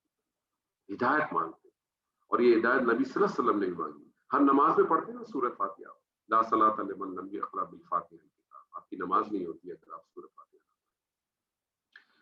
लेकिन इसमें एक बड़ा खूबसूरत नुक्ता है, आप देखें, इहदिनस सिरातल मुस्तकीम, वहां देखें अल सिरात अलिफ लाम के साथ आया, यहां आ रहा है सिरातिल मुस्तकीम, नकरा आ रहा है। वहां मारफा आ रहा है या नकरा आ रहा है? अरबी ग्रामर वाले भी जानते होंगे कि नकरा और मारफा का अगर मैं फर्क देखूं, तो नकरा मारफा यानी दा और आ का कंसेप्ट, तो बहुत तो डिफाइंड था इहदिनस सिरातल मुस्तकीम, सीधे रास्ते पे। वो सीधा रास्ता कौन सा है? क्योंकि आगे फिर आप मांगते हैं कि मुझे उनके रास्ते पे चला जिसके ऊपर तूने नेमतें की, और नेमतें किसकी की उसका सूरह निसा में अल्लाह ने जिक्र बता दिया कि उनके ऊपर क्या इनाम हो। यहां अल्लाह सिरात मुस्तकीम नकरा कर दिया, बिल्कुल खोल दिया। क्या मतलब? खिताब किससे? कुरैश से खिताब है। मानते नहीं, मान तो नहीं रहे। अल्लाह कह रहा है तुम तो सीधे रास्ते पे हो, आप तो सीधे रास्ते पे हैं। अब उनके लिए ये एक गाइडलाइन आ गई कि देखो ये जो रसूल है, ये सारे भेजे हुए जो हैं, ये यकीनन ये हमारी तरफ से, और ये सीधे रास्ते पे हैं, ये सीधे रास्ते पे। अब अगर तुमने कभी किसी वक्त किसी दौर में भी इसको पकड़ लिया, इनकी तरफ चल पड़े, वहां तो आपने इहदिनस, अब आपने वहां तस्लीम कर लिया था। सूरह फातिहा जब आप पढ़ रहे तो आपने तस्लीम कर लिया, यहां तो है कि तस्लीम ही नहीं किया, इसलिए इसको वाइड कर दिया अल्लाह सिरात, उसको नखरा करके बिल्कुल एक्सपेंड खोल दिया गया। और अब अगर तुम इसको फॉलो करोगे कभी किसी स्टेज पे भी, तो याद रखो ये तुम्हें सीधे रास्ते की तरफ ही देखेगा। इसको पकड़ो। क्या मिलता है मुझे और आपको इस बात से? दीन का माखज दो चीज, कुरान और सुन्नत। दीन का माखज कुरान और सुन्नत। कुरान कौली चीज, अल्लाह का कलाम कौली चीज, सुन्नत अमली चीज। नबी सल्लल्लाहु अलैहि वसल्लम ने जिस बात को अपने अमल से, अपने कौल से किया, और वो ऑथेंटिक आपके पास मौजूद है, किसी किस्म की कोई गुंजाइश नहीं। मैंने और आपने कुछ नहीं करना, सिर्फ अपने रसूल को पकड़ लें और उसके साथ फॉलो करें, तो आप यकीनन कहां पहुंचेंगे? आप सिरात मुस्तकीम, अला सिरात मुस्तकीम। ये सीधा रास्ता है, ये आपको ले जाएगा। कहां लेके जाएगा? उसी जगह लेके जाएगा जिसके लिए हम अपनी सारी कोशिशें कर रहे हैं। مقصد کیا ہے ہمارا؟ آج ہم یہاں بیٹھے اس کلام کو پڑھنے کی کیوں ہم سمجھتے ہیں ہم یہ کلام پڑھ رہے ہیں؟ مقصد صرف ایک ہے کہ ہم نے اس کو حصول، اس چیز کو حاصل کرنا ہے، اس جنت کو اندر جانا ہے، اس جنت میں جانا ہے میں نے جس کے نیچے نہریں بہ رہی۔ اور میں تو ایک اور آیت کے لیے بھی جاتا ہوں، لم یطمثہن انس قبلہم ولا جان، کہ وہاں ایسی ملیں گی جن کو نہ کبھی انسان نے چھوا ہوگا نہ کسی جنوں نے چھوا ہوگا۔ کیا پاورفل بات کرتا ہے اللہ، کیسی کیسی چیزیں ہمیں دینا ہے۔ ہماری بدقسمتی ہم اس کلام کو سمجھنے کی کوشش ہی نہیں کرتے، اس سے ہم اپنے آپ کو دور ہٹاتے چلے جاتے۔ تو اللہ صراط مستقیم۔ اب دیکھیں جو 3 آیتیں آپ نے اب تک پڑھی، یاسین والقرآن الحکیم انک لمن المرسلین علی صراط مستقیم، قسم کھائی اللہ نے حکمت والے قرآن کی۔ اللہ نے جواب قسم میں کہا کہ بلا شبہ یقیناً آپ بھیجے والوں میں سے ہیں، ٹھیک ہے، اور آپ سیدھے راستے پر ہے، اللہ صراط۔ اور آپ خالی سیدھے راستے پہ نہیں ہے، کیونکہ لمن المرسلین اس کا مطلب ہے کہ پوری وہی چین چل رہی ہے۔ تمام لوگ وہ جو تھے، وہ جو گروپ آف پیپل ہے، جو چوزن پیپل ہے، جس میں تمام انبیاء ہیں، اب کتنے انبیاء ہیں اس پہ بحث نہیں کرتے، ٹھیک ہے، وہ جتنے بھی، وہ تمام کے تمام اسی اس کے اوپر، تمام کے تمام اسی کے اوپر ہے، کوئی اس سے ڈیویٹ نہیں ہے، سب کا ایک ہی مقصد، ایک ہی کام۔ کہیں ذکر ہے کہ کون بات کر رہا ہے؟ کوئی ذکر نہیں۔ پاورفل دیکھیں آپ کتنا ہے۔ میں اس کو اس طرح سے اور لے کے جاتا ہوں، میں آپ شاید کچھ لوگ کہیں گے کہ یہ بار بار عربی گرامر کا حوالہ دیتے ہیں۔ آپ یہ دیکھیں کہ جب ہم فعل پڑھتے ہیں تو ہم بعض دفعہ اس میں پڑھتے ہیں فعل مجہول۔ فعل مجہول میں کیا کہتے ہیں؟ ہم کہتے ہیں کہ کوئی بھی فعل بغیر فاعل کے نہیں ہوتا، یعنی کوئی بھی فعل بغیر سبجیکٹ کے نہیں ہوگا، ٹھیک ہے۔ لیکن بعض دفعہ یہ جو فاعل ہوتا ہے، سبجیکٹ ہوتا ہے، یہ معذوف چھپا ہوا ہوتا ہے، ہم کہتے ہیں ایسے فعل کو مجہول کہتے ہیں۔ اور مجہول فعل کیوں ہوتا ہے؟ اس کی 2 بنیادی وجہ ہوتی ہے۔ ایک وجہ تو یہ ہوتی ہے کہ وہ فاعل اتنا ظاہر ہو، اتنا obvious ہو کہ آپ کو بتانے کی ضرورت نہیں، اتنا obvious ہو، ٹھیک ہے۔ اور ایک چیز یہ ہوتی ہے کہ آپ بتانا ہی نہیں چاہتے۔ تو آپ مجھے بتائیں کہ جب یہ 3 آیت آپ پڑھتے ہیں تو آپ کو بتانے کی ضرورت ہے کہ یہ کون ساری باتیں کر رہا ہے، قسم کون کھا رہا ہے، کون یہ گفتگو کر رہا ہے۔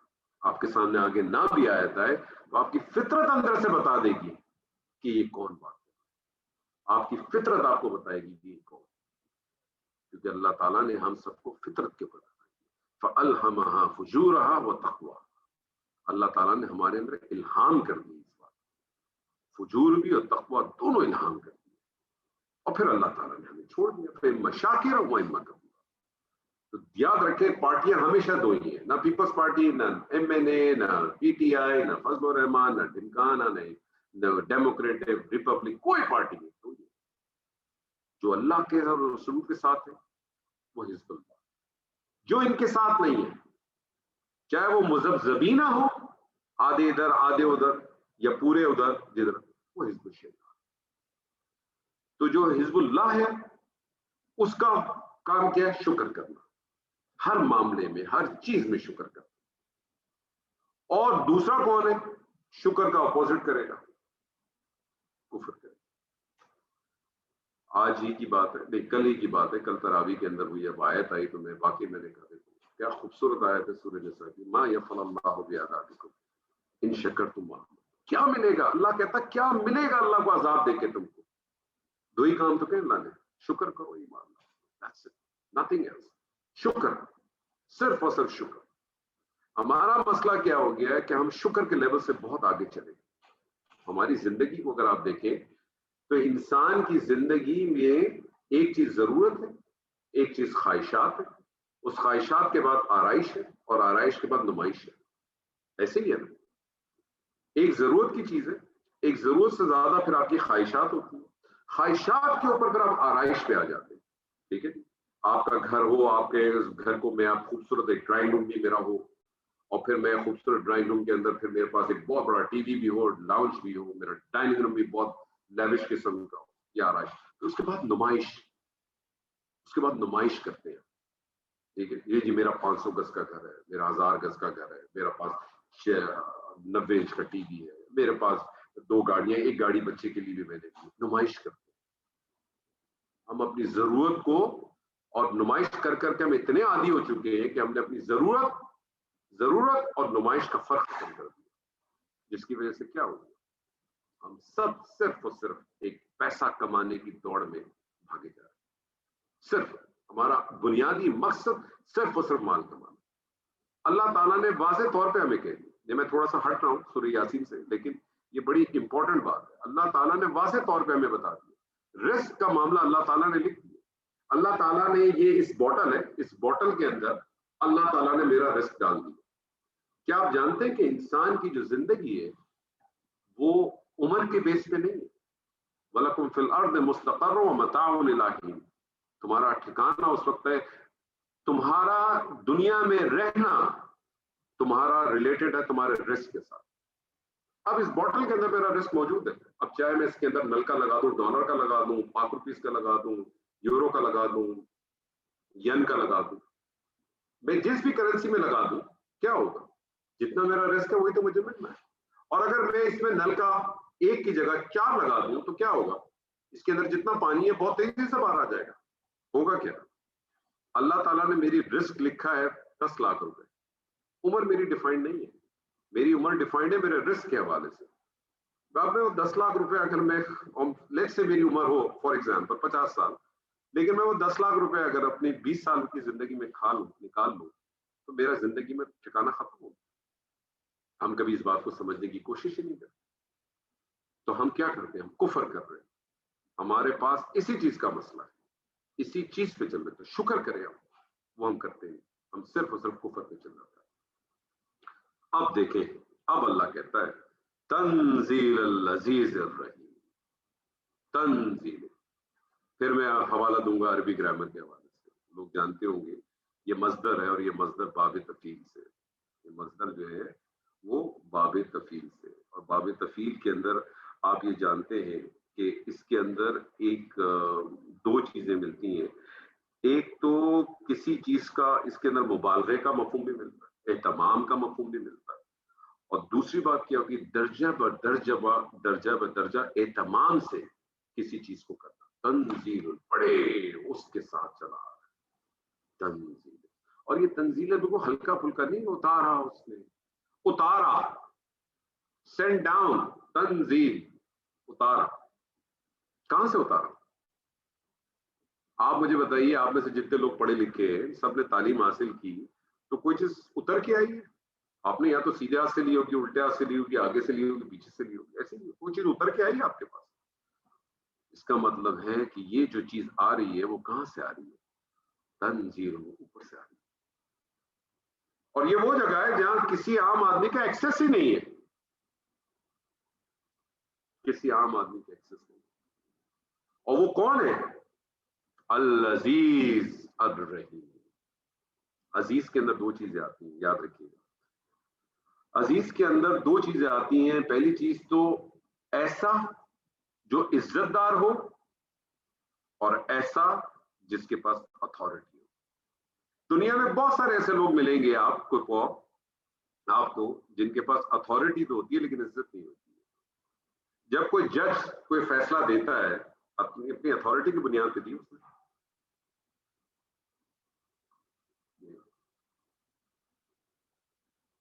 जब कोई जज अपना फैसला देता है, अथॉरिटी की बुनियाद पे देता है। जिसके खिलाफ देता है, मुझे बताएं क्या वो उसकी इज्जत करता है? नहीं करता। बहुत सारे लोग ऐसे होते हैं जिनकी इज्जत बहुत होती है माशरे में, अथॉरिटी नहीं होती। बहुत लोग इज्जत करते हैं, जैसे हमारे अल्लाह ताला उनके दर्जात बुलंद करे, अल्लाह ताला उनको जन्नतुल फिरदौस में आला मुकाम दे। डॉक्टर इसरार फसा, इज्जत बेइंतहा, अथॉरिटी नहीं थी। तो अल अजीज वो जिसके पास अथॉरिटी भी हो, जिसकी इज्जत। क्या अल्लाह की अथॉरिटी को चैलेंज कर सकता? और अब इस चीज को पीछे लेके गए, क्या था? कसम किस चीज की खाई गई थी? हकीम कुरान, विजडम से भरपूर, जबरदस्त हिकमत से भरपूर और मुहकम, बिल्कुल چیلنجنگ نہیں ہو سکتا، چیلنجنگ نہیں۔ تو یہ کس کا بھیجا ہوا ہے؟ یہ اس کا بھیجا ہوا ہے کہ جو عزیز بھی ہے، اور عزیز کے ساتھ ساتھ کیا ہے؟ رحیم بھی ہے۔ بڑی عجیب سی بات ہے، عزیز کے بعد رحیم لانے کی کیا ضرورت ہے؟ یعنی اللہ تعالیٰ نے اس قرآن کو نازل فرمایا، اور جب اس قرآن کو نازل فرمایا تو اس میں عقائد اور احکام کو بھی بیان فرما دیا، احکام کو بھی بیان فرما دیا نا، ایسا تو نہیں ہے۔ تو اس کا کیا مطلب ہے کہ یعنی دو چیزیں ہو گئی کہ کسی کو یہ اختیار ہی نہیں ہے، یعنی کسی ایسے شخص کا تو کلام ہی نہیں ہے کہ جس کے جھٹلانے کی کوئی ہمت کر سکے، اور اگر اس کو جھٹلا بھی دیا جائے تو اس کو اس کی پرواہ بھی نہیں، تو واللہ غنی ہے، اس کو تو پرواہ ہی نہیں اس کی، بلکہ اس اللہ کا نازل کرتا ہے جو کہ غالب بھی ہے۔ عزیز کے ایک معنی غالب کے لیے، غالب بھی ہے، اس کے مقابلے میں کوئی اپنا کلام لا بھی نہیں سکتا، اور چیلنج کیا اللہ نے، قرآن مجید میں چیلنج کیا، ایک سورت لے آؤ، ایک آیت لے آؤ، 3 صورتیں لے آؤ، 10 صورتیں لے آؤ، وہ لایا؟ کوئی نہیں لایا۔ اور آپ دیکھیں کہ وہ لوگ کیسے تھے، انہوں نے کبھی اس چیلنج کو ایکسپٹ نہیں کیا، کسی نے ہمت نہیں کی۔ آج کے دور میں تو اگر میں تو کہتا ہوں واللہ میں تو ڈرتا ہوں، اگر آج کے دور میں قرآن نازل ہو جاتا تو 2-4 تو آ ہی جاتے کہ جی یہ میں اس طرح سے لے کے آ گیا ہوں، یہ بھی اسی طرح سے لے کر آ۔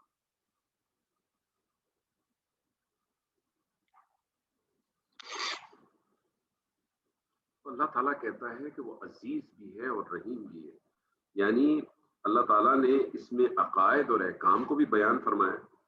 تو اس کا مطلب ہے جو شخص ان عقائد پر ایمان نہیں لایا، جو شخص اس عقائد پہ ایمان نہیں لاتا اور اس نے ان احکام پر عمل نہیں کیا، تو وہ قدرت رکھتا ہے کہ وہ ان سے انتقام لے لے، کیونکہ وہ بہت غالب ہے، وہ عزیز ہے۔ اور جو شخص ان عقائد پر ایمان بھی لاتا ہے اور اس نے اس کے احکام کے اوپر عمل کیا، تو وہ پھر رحیم ہے، وہ اس کو بخش بھی دے گا اور اس کو اجر و ثواب عطا فرمائے گا، کیونکہ وہ بہت مہربان، کیونکہ وہ بہت رحیم ہے۔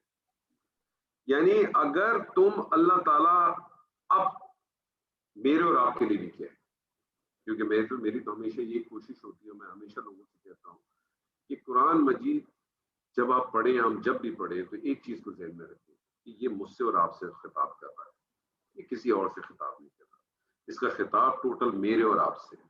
تو مجھے اور آپ کو کوشش کرنی چاہیے کہ ہم اس کو دیکھیں اب کیا ہے میرے لیے اور آپ کے۔ اگر ہم اس کلام کو قبول کرتے ہیں، اس کے احکامات پر عمل کرتے ہیں، تو کیا ہوگا؟ اچھا ہوگا، ہمارے ہمیں اس کا فائدہ ہوگا۔ اور اگر نظر انداز کر دیں گے تو کیا ہوگا؟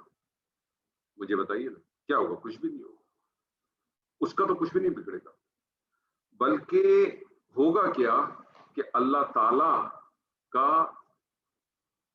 جو وہ معاملہ تھا، اس کی وہ جو صفت تھی رحم کرنے والی، اس سے دور ہو جائیں گے، اور اس کی جو وہ والی صفت ہے ذو انتقام لینے والی، وہ کھڑی ہو جائے گی۔ کیونکہ کوئی بھی شخص جنت میں اپنے عمل سے تو داخل نہیں ہوگا۔ نبی صلی اللہ علیہ وسلم نے یہ بات فرمائی تھی تو کسی صحابی نے پوچھا تھا ہمت کر کے، اللہ کے رسول آپ بھی؟ کہا میں بھی۔ تو جنت تو ہم کو ملے گی اللہ کے فضل سے، اس کی رحمت سے ملے گی، اس کی رحمت سے ملے گی۔ ہمارے اعمال سے تو ہم صرف چھوٹی موٹی چیزوں سے بچ جائیں، یہی ہمارے لیے بہت ہوگا، بلکہ ہمارے پاس تو اپنے ایسے اعمال ہی نہیں ہے۔ کیا اعمال ہے ہمارے پاس؟ کیا کرتے ہیں ہم؟ کچھ بھی نہیں کرتے، نہ اللہ کے، نہ اللہ کی حاکمیت کے لیے کچھ بھی نہیں کرتے۔ تو اللہ تعالیٰ نے ان 4 آیات کے اندر جو چیز بنیادی ہمیں بتائی ہے، وہ کیا بتائی ہے، اس کو غور اگر آپ کریں، اللہ تعالیٰ کہتا ہے، اللہ تعالیٰ نے نبی صلی اللہ علیہ وسلم کو مخاطب کرتے ہوئے قرآن کی حکیم کی قسم کھا کر 3 باتیں فرمائی بنیادی طور۔ پہلی بات تو یہ بتائی کہ یقیناً آپ بھیجے والوں میں سے، یعنی آپ اسی گروپ آف پیپل میں سے جن کو ہم مسلسل بھیجتے چلے آ رہے ہیں، سیدنا آدم سے لے کر آپ تک جتنے بھی آئے، آپ اسی گروپ آف پیپل میں سے جنہیں ہماری طرف سے بھیجا گیا ہے۔ دوسری بات یہ کہ آپ بھی انہی کی طرح اسی راستے پہ ہیں جن پہ ان راستوں پہ پہنچ گئے۔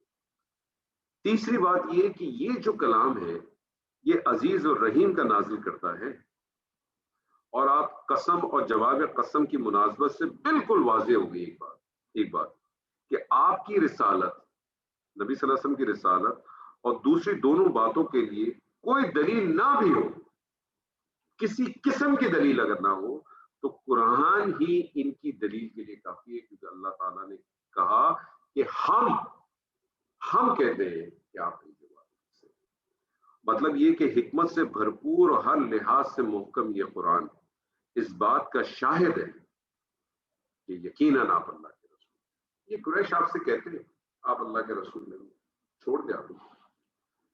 میں کہتا ہوں یہی آیت آج بھی تو ہماری بنیاد ہے، جو لوگ نہیں مانتے، آج بھی دنیا میں لوگ ہیں نا نہیں مانتے، بہت ساری چیزیں کرتے ہیں اور ہم اس کے اوپر بہت سارے ہنگامے کرتے ہیں، بہت سارے بلبے کرتے ہیں۔ انشاءاللہ آگے ہم جب دوسرے سیکشن میں انشاءاللہ دیں گے، مجھے نہیں معلوم آج پہلا سیکشن بھی کمپلیٹ کرتے ہیں کہ نہیں کرتے، لیکن وہاں بھی یہ واضح بہت اچھی طرح سے واضح ہے، آج بھی یہ لوگ، آج بھی دنیا میں ایسے لوگ بہت سارے لوگ ہیں، وہ کہتے ہیں کہ آپ حدیث کے بارے میں کوئی بات کرتے ہیں، وہ فلانی چیزوں کے بارے میں بات کرتے ہیں، وہی معاملہ ہے، کوئی فرق نہیں ہے، کوئی فرق نہیں ہے، یہ دلیل ہے، اللہ کی دلیل ہے، قرآن کی دلیل ہے، کسی چیز کی ضرورت نہیں ہے۔ اور دوسری بات یہ کہ بالکل آپ سیدھے راستے پر، اسی راستے پر ہیں، اور یہ قرآن اللہ کی طرف سے نازل کیا ہوا ہے جو عزیز بھی ہے اور رحیم بھی ہے۔ کیوں؟ بڑی خوبصورت، غور کریں، نبی صلی اللہ علیہ وسلم امی تھے، نہ لکھنا جانتے تھے، نہ پڑھنا جانتے تھے، نہ آپ نے کسی کی کبھی کوئی شاگردی اختیار کی تھی، اور نہ ہی نبوت سے پہلے آپ نے کوئی ایسا کام یا ایسی چیز کی تھی کہ جس کی بنا کے اوپر بات ہوتا کہ کوئی ملتا جلتا آپ نے کلام پیش کر دیا ہو، جس سے دل میں ایک چیز آ جاتی کہ نہیں یہ تو پہلے بھی تھا، اور آہستہ آہستہ وقت کے ساتھ ساتھ یہ اس کام میں اتنی پرفیکشن آ گئی ان کی کہ اب اس قسم کے وہ کلام کریں، اور یہ سب باتیں جو ہے وہ کفار جانتے تھے، مکہ کے لوگ تو اچھی طرح جانتے تھے، کیونکہ ذاتی طور پہ وہ 40 برس تک وہ آپ کے ساتھ موجود، اور اس 40 برس کے اندر وہ اس بات کی گواہی دیتے تھے کہ وہ آپ کو صادق اور امین کہتے تھے۔ اس سے بڑی کیا بات ہوگی؟ یعنی آپ کی صداقت کی اور آپ کی اس چیز کی انتہا تو اس کی ہے کہ وہ لوگ جنہوں نے بعد میں آپ کو اتنی تکلیفیں، اتنی مشکلات پہنچائی، ان لوگوں نے بھی آپ کا 40 سال تک آپ کی صداقت اور آپ کو صادق اور آپ کے امین ہونے میں کوئی شک نہیں۔ اس سے ایک اور بات نہیں ہونے دیں گے، نبوت تو نبی صلی اللہ علیہ وسلم کو 40 سال کے بعد نہیں، آپ اس سے پہلے کیا تھے؟ صادق اور امین۔ مجھے اور آپ کو اپنا کریکٹر بنانے کے لیے پہلی دو بنیادی چیزیں کیا کرنی؟ صادق اور امین۔ اپنے آپ کو اپنے گریبان میں جھانک کے ہم سب دیکھیں، ہم کتنے صادق اور امین ہیں ہم صادق اور امین؟ ہر آدمی اپنا خود محاسبہ کرے، اپنے آپ سے پوچھے۔ اور وہ عرب جو اپنی زبان کے اوپر ان کو ناز تھا، آپ کو معلوم ہے نا کہ ہر سال وہاں بڑے بڑے شعراء کا جو ہے وہ اپنا کلام پیش کرتے، اور جو اس میں جیت جاتا تھا، جو شاعر اس میں جیت جاتا تھا، اس کے کلام کو جو ہے وہ کعبے کے غلاف کے ساتھ لٹکا دیا جاتا تھا، اور بالفعل لوگ اس کا سجدہ کرتے تھے، بالفعل اس کا سجدہ کرتے تھے۔ اور وہی زمانے جاہلیت کے لوگ جو یہ کام کرتے تھے، جب وہ مسلمان ہوئے تو ایک کسی صحابی کا ہے، میں ذہن میں نام شاید نہیں آ رہا، شاید سیدنا عمر سے ریلیٹڈ ہے، کہ سیدنا عمر نے ان سے کہا تھا کہ کوئی کلام تو سناؤ، انہوں نے کیا جواب دیا تھا کہ آپ قرآن کے بعد بھی کوئی کلام آ سکتا، اور یہ کلام جس نے عزت بخشی، سیدنا عمر کا قول ہے، کیا کہا کہ ہم تو بہت ہی نیچے اور اس قسم کے لوگ ہیں، اس کتاب نے ہمیں عزت بخشی، اس کلام نے ہمیں عزت بخشی، اور اس میں کوئی شک نہیں، اس میں کوئی شک نہیں، اتنا پاورفل چیز۔ ایک دفعہ آپ اس کے ساتھ، ڈاکٹر اسرار احمد صاحب کہتے تھے کہ یہ آپ کو پزیس کر دیتا ہے، میں کبھی نہیں سمجھ پاتا تھا کیسے پزیس کر دیتا ہے، لیکن اس میں کوئی شک نہیں ہے کہ قرآن واقعی جو ہے نا وہ پزیس کر دیتا ہے، آپ کو بالکل قرآن جو ہے نا وہ جھنجھوڑ دیتا ہے، وہ آپ کو پکڑ لیتا ہے، آپ کو اپنے ساتھ لے لیتا ہے۔ مقصد کیا تھا اس کا؟ اس ساری بات کا مقصد کیا تھا؟ لِتُنذِرَ قَوْمًا مَّا أُنذِرَ آبَاؤُهُمْ فَهُمْ غَافِلُونَ۔ مقصد کیا ہے؟ تاکہ تو اس قوم کو ڈرائے جن کے باپ دادا نہیں ڈرائے گئے تو وہ بے خبر ہے.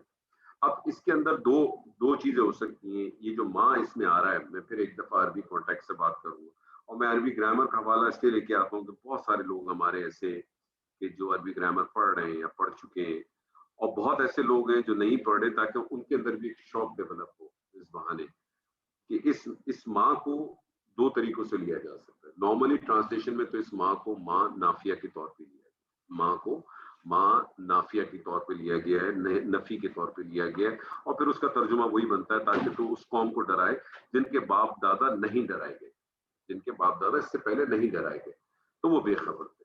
اور اس کا ایک جو اگر آپ اس ماں کو آپ نافیہ کی جگہ اس ماں کو اگر آپ موصولہ کے طور پہ لیں, اس ماں کو اگر آپ موصولہ کے طور پہ لے لیں, تو پھر اس کا مطلب یہ بھی ہو سکتا ہے کہ جن باتوں سے ان کے باپ آباء و اجداد ڈرائے گئے تھے, جن باتوں سے ان کے آباء و اجداد ڈرائے گئے تھے, اسی چیز سے آپ بھی ان کو ڈرائے. یہ بھی اس کا ایک پہلو ہو سکتا ہے دونوں صورتوں میں, لیکن اکثریت نے جو ہے اس کو ماں نفی کے طور پر. بڑا خوبصورت لفظ آیا اس میں, لتنذر قوما, قوما نکرہ, کیا عموماً ترجمہ کریں گے آپ؟ کوئی قوم, ایک قوم. اللہ تعالیٰ نے زحمت بھی نہیں کی کہ اس قوم کا نام لینا. کوئی قوم ہے, ڈرا دیں آپ اس کو, زیادہ اہمیت نہیں. اللہ تعالیٰ نے کہا کہ ان کو ڈرا دیں آپ, ٹھیک ہے. اور کس چیز سے ڈرا دیں آپ ان کو؟ کس چیز کے لیے اللہ تعالیٰ کہہ رہا ہے کہ جن سے ان کی طرف کوئی, اگر ہم نے اس کو نافیہ کے طور پہ لے لیا تو ان کی طرف کوئی نبی نہیں ہے, لہٰذا لوگ کی بڑی گہری غفلت کے اندر اور جہالت کے اندر پڑے ہوئے ہیں, اور ان کو اس چیز سے ڈرا دیا. کس چیز سے ڈرا دیا؟ آبجیکٹو کیا چیز ہے؟ انزا بشار, وہ بے خبر ہے, ان کو ڈرا دے, ان کو ان کے برے انجام سے ڈرا دے, ان کو بتا دے. اور تمام انبیاؤں کا اصل آبجیکٹو یہ, اور نبی صلی اللہ علیہ وسلم کی تو ایک صفت ہی ہے نا, نذیروں و بشیرہ. آپ کا تو بیسکلی صفت ہی یہی ہے, آپ تو لوگوں کو آئے صرف خبردار کر. اچھا ایک بات اور دیکھیں, یہ انذار کا عموماً جو ہے نا وہ ترجمہ یہ لیا جاتا ہے ڈرا دیں, وہ کر دیں, لیکن اس کا بہتر ترجمہ, اس کا بہتر مفہوم بنتا ہے آپ خبردار کر دیں, لوگوں کو آپ خبردار کر دیں ان کے برے انجام سے, ٹھیک ہے, ان کو بتا دیں. اب اس کے اندر دو باتیں آ سکتی ہیں کہ اگر وہ ڈرائے نہیں گئے تو ان کے پہلے کوئی آیا نہیں ہے, تو ہو سکتا ہے کہ وہ پیریڈ آپ یہ سمجھ لیں کہ جو فطرت والا جو پیریڈ آ جائے گا پیچھے سے کہیں نہ کہیں سے تو کوئی لنک ہوگا ان کا. اور سب سے بڑی بات یہ ہے کہ ہر انسان نے جو ہے وہ اس بات کی گواہی دی, ہر انسان نے اس بات کی گواہی دی کہ اس کا رب کون, اور یہ گواہی جو ہے قرآن مجید میں موجود ہے. لیکن اللہ تعالیٰ نے وہ گواہی لینے کے بعد ایک کام کیا, ہماری میموری کو دھو ڈالا, ہماری میموری کو واش کر دیا. ہم سب گواہی دے چکے, الست ربی, قالوا بلا, سب نے کہا کیوں نہیں, ہم گواہی دے. پھر اللہ تعالیٰ نے سب کو سلا دیا, سب کی میموری واش کر دی. لیکن فطرت کے اندر اسی لیے کہتے ہیں کہ انسان فطرت سلیمہ پہ ہو نا. فطرت سلیمہ کیا ہے کہ ابھی آپ کی چیزیں مسخ نہیں ہوئی ہیں, آپ غلط کو غلط سمجھتے ضرور ہیں, آپ جھوٹ کو جھوٹ ضرور سمجھتے ہیں, آپ بےایمانی کو بےایمانی ضرور سمجھتے ہیں. جب تک یہ ایلیمنٹ آپ کے اندر موجود ہے, اس کا مطلب ہے آپ کبھی نہ کبھی کسی نہ کسی جگہ پر فطرت پہ لوٹ سکیں.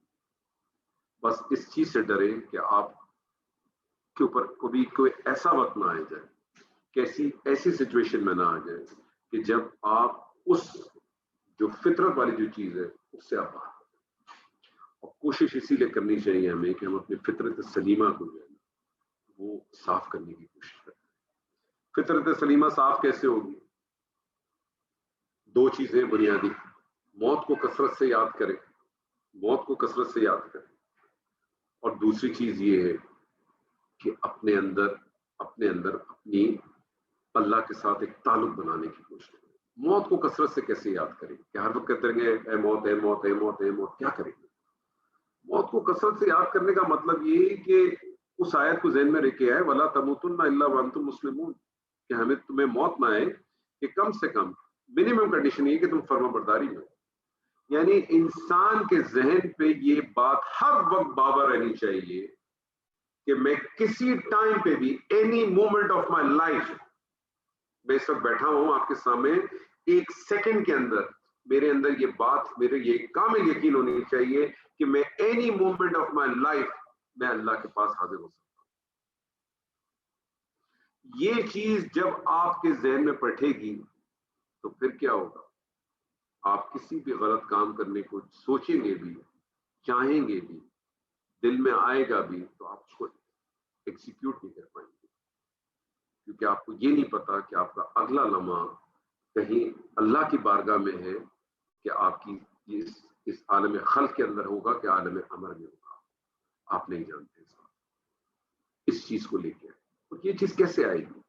یہ چیز صرف اس وقت آئے گی جب ہم اپنے اندر اس شکر کے ایلیمنٹ کو بڑھائیں گے. یہ شکر کا ایلیمنٹ جب بڑھے گا ہمارے اندر سے، جب یہ شکر کا ایلیمنٹ ہمارے اندر بڑھے گا تو خود بخود یہ چیزیں جو ہے نا ہمارے سامنے باور ہوتی چلی جائیں گی خود بخود.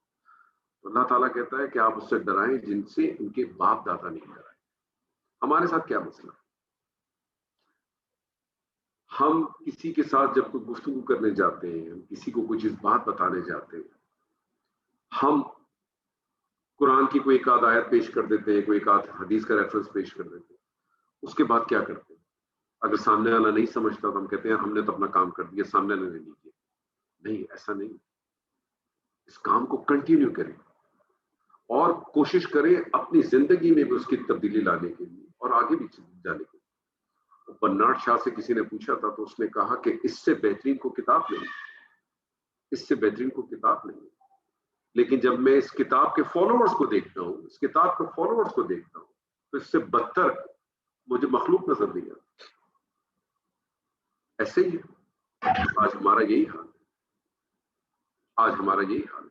آج ہمارا یہ حال ہے کہ ہماری آدھی بحث اسی زندگی پہ گزر گئی ہے کہ کرونا کے چکر میں سپر مارکیٹ تو کھلی بھی ہے، مارکیٹ تو کھلی بھی ہے، مسجد کے اندر پابندی ہے.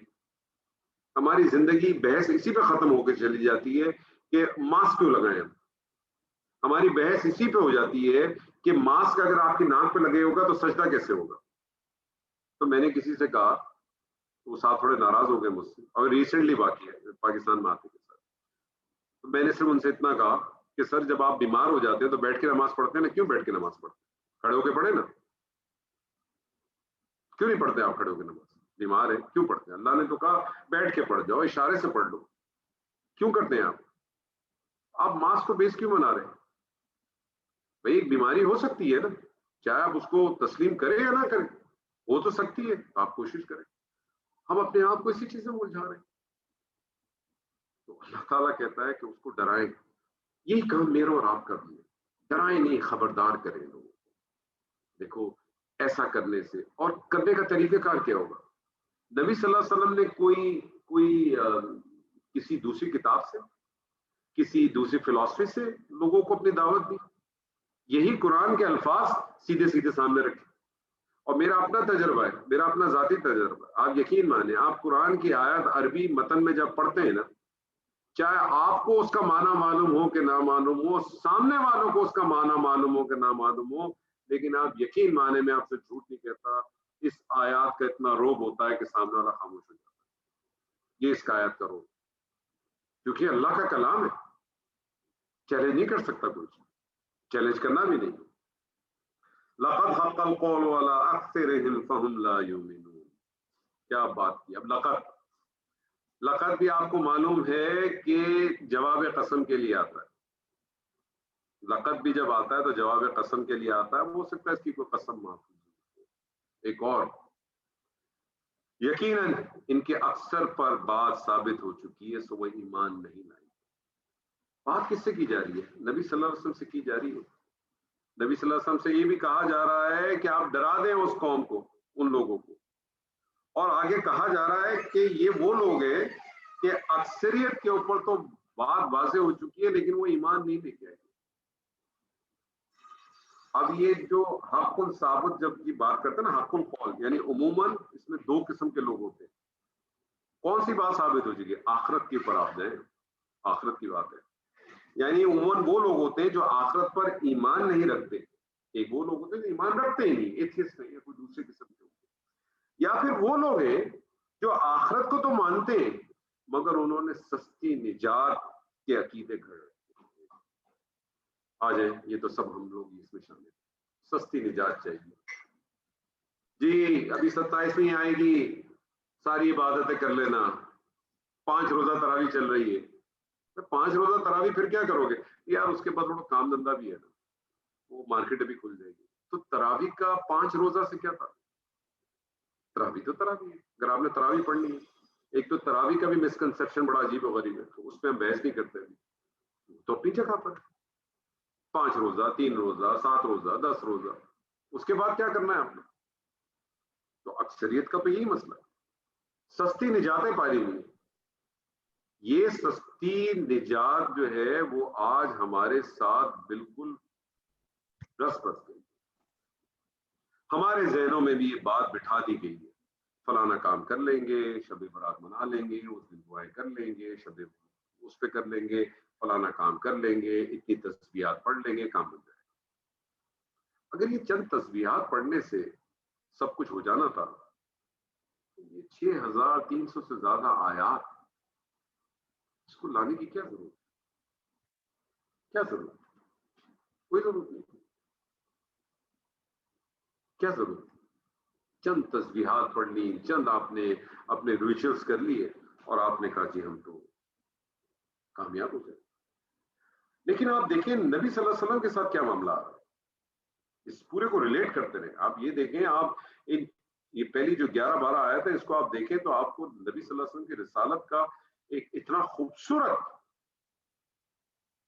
شکل آپ کے سامنے آئے گی کہ آپ اس سے نہ صرف اس سے لطف اندوز ہوں گے بلکہ آپ کو اندر اس کے اندر آپ کو پتہ چلے گا. کیوں؟ کیونکہ میں اور آپ رسول کے رسول ہیں. میں نے اور آپ نے بھی یہی کام کرنا.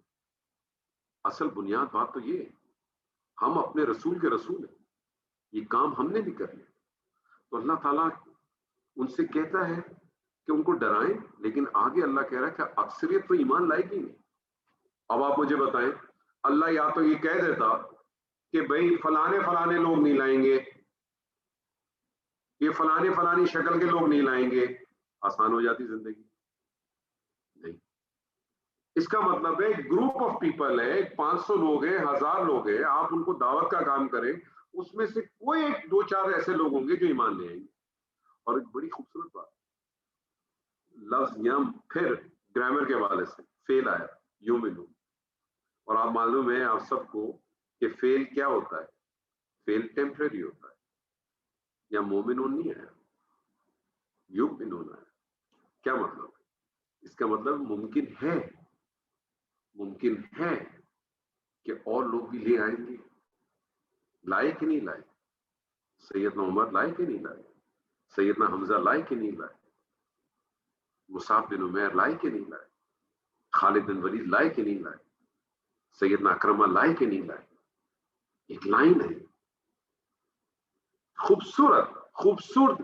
قرآن مجید کو تو آپ یقین مانیں، جب آپ اس کے ایک ایک کلمے کو، آپ صرف ایک ایک کلمے کو دیکھیں، میں تو کہتا ہوں بھول جائے. آپ یہ سوچے نہیں کہ میں نے جو ہے نا ایک سورت ختم کر دی. آپ صرف اس کے ایک ایک کلمے کو آپ دیکھیں اور ایک ایک کلمے کو اینالائز کرنے کی کوشش کریں. اللہ تعالیٰ کس طرح سے الفاظوں کو لاتا ہے، کیسے جمع کرتا ہے. ایسی تھوڑی اللہ نے چیلنج کیا تھا کہ اگر لا سکتے تو لے آؤ، کوئی تم میں اگر دم ہے تو لے آؤ کوئی ایک سورت، لے آؤ کوئی ایک آیت. اللہ تعالیٰ کہتا ہے کہ یہ تو بات جو ہے وہ ثابت ہو چکی ہے. یعنی اس سے ایک بات اور بھی ثابت ہوگی، اس سے مراد ان پہ عذاب کا فیصلہ بھی ہو گیا اللہ تعالیٰ کی طرف سے.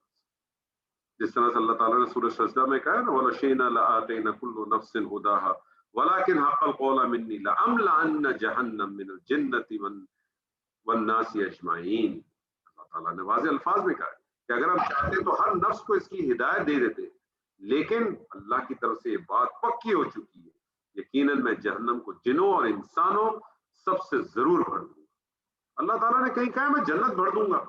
جنت کے بارے میں تو اللہ تعالیٰ کہتا ہے اس کا عرض، یہاں قمیص کا کپڑا لینے جاتے ہیں تو اس کو کہتے ہیں اب یہ اس کا عرض بتانا کتنا ہے، 1 میٹر ہے کہ 1.5 میٹر ہے کہ 1.25 میٹر ہے، تاکہ اس حساب سے میرا شلوار قمیص بنے یا میرا فلانا بنے۔ اللہ کہتا ہے جنت کا عرض تو دیکھو کتنا بڑا عرض ہے، زمین اور آسمان کے برابر عرض ہے۔ کہیں اللہ نے نہیں کہا میں جنت بھر دوں گا، اللہ کہتا ہے میں جہنم بھر دوں گا۔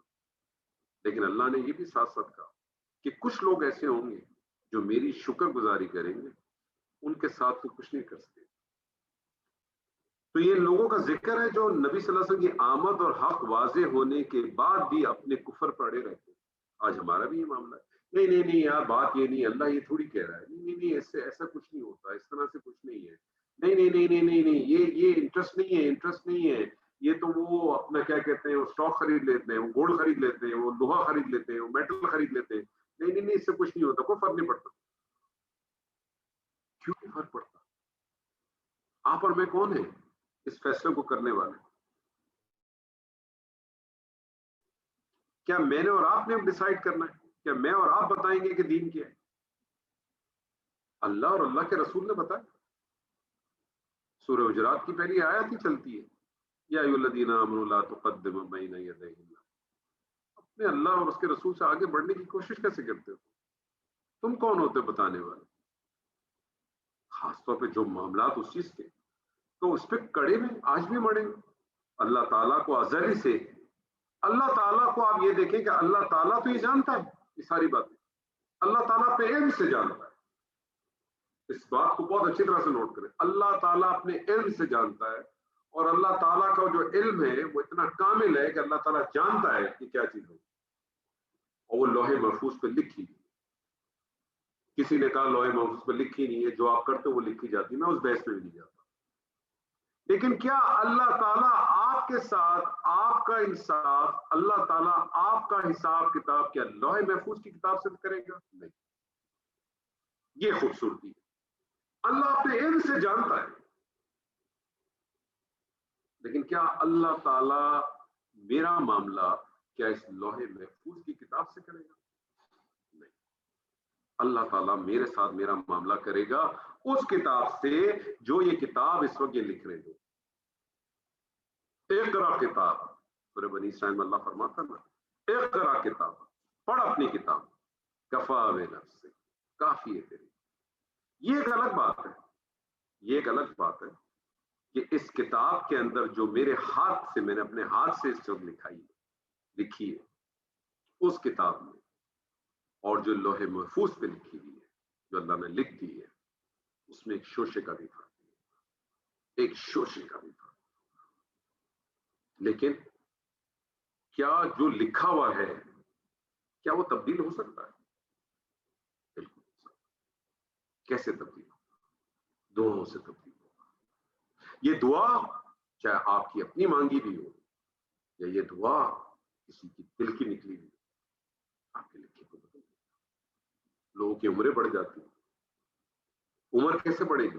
میں نے ابھی آپ کو اگزامپل دی۔ آپ کی زندگی بیس کرتی ہے آپ کے رزق پر، اللہ آپ کا رزق کو بڑھا دے۔ جب تک آپ کا رزق پورا نہیں ہوگا آپ کی موت نہیں آئے گی۔ اللہ آپ کے ساتھ معاملات کرے گا۔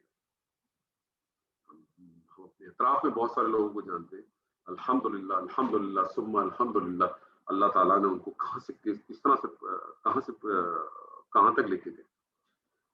تو اللہ تعالیٰ نے جبرن کسی کو ایمان سے محروم نہیں کیا، کسی کو محروم نہیں، وائڈ اوپن ہے۔ لیکن اللہ تعالیٰ انسان کے ساتھ معاملہ یہ کرنا چاہتا ہے کہ اس کو اختیار کے ساتھ چاہتا ہے۔ اللہ تعالیٰ نے اسے اختیار دیا، چاہے تو وہ اسے قبول کرے، چاہے تو اس کو ریجیکٹ کرے۔ ان ادر ورڈ، چاہے تو وہ شکر کرے، چاہے تو وہ کفر کرے۔ اور یہی بات اللہ تعالیٰ نے مسلسل پورے مکی دور کے اندر اسی طرح سے۔ تو آج ہم انشاءاللہ یہیں تک ہم ان آیات کو کرتے ہیں، اور انشاءاللہ اگلے سیشن میں ہم کوشش کریں گے مزید آگے اس کرنے کی۔ جو کچھ آج ہم نے پڑھا ہے، اللہ تعالیٰ سے دعا ہے کہ اللہ تعالیٰ ہمیں اس میں سے حق کو صرف لینے کی توفیق عطا فرمائے، اور اب انشاءاللہ ہم دعا کرتے ہیں، پھر انشاءاللہ اس کو اللهم لك الحمد بالإيمان ولك الحمد بالإسلام ولك الحمد بالقرآن ولك الحمد بالمال والأهل والمعافى ولك الحمد في السراء والضراء ولك الحمد في الشدة والرخاء ولك الحمد على الأمن والآمان كبت عدونا وبسطت رزقنا وأظهرت أمننا وجمعت فرقتنا وشفيت سقيمنا وربيت صغيرنا وآفيت مبتلانا ومن كل ما سألناك ربنا آتيتنا ولك الحمد على ذلك حمدا كثيرا طيبا مباركا فيه اللهم لك الحمد بكل نعمة أنعمت بها علينا في قديم أو حديث أو خاصة أو عامة أو سرا أو علانية أو شاهد أو غائب أو حي أو ميت يملأ السماوات والأرض ويملأ ما بينهما ويملأ ما شاء من شيء بعد أهل الثناء والمجد أحق ما قال اللم وكلنا لله العبد اللهم لك الحمد حتى ترضى اللهم لك الحمد حتى ترضى ولك الحمد إذا رضيت ولك الحمد بعد الرضا اللهم لك الحمد كما ينبغي لجلال وجهك وعظيم سلطانك ربنا لك الحمد في الحالين اللهم لك الحمد في الدارين اللهم لك الحمد حمدا كثيرا طيبا مطيبا مباركا فيه تجاوز عن ساعتنا امه خطايانا كفر سيئاتنا بدل سيئاتنا حسنات اللهم اغفر لنا ما قدمنا وما أخرنا وما أعلنا وما أسررنا وما أنت أعلم به منا اللهم اغفر لنا كبير الذنب وصغيرا دقيقه وجليلا سره وعلنا اللهم اغفر لآبائنا وأمهاتنا اغفر لهم وارحمهم عافهم واعف عنهم ارفع درجاتهم اشر صدورهم يسر أمورهم إلهنا إلهنا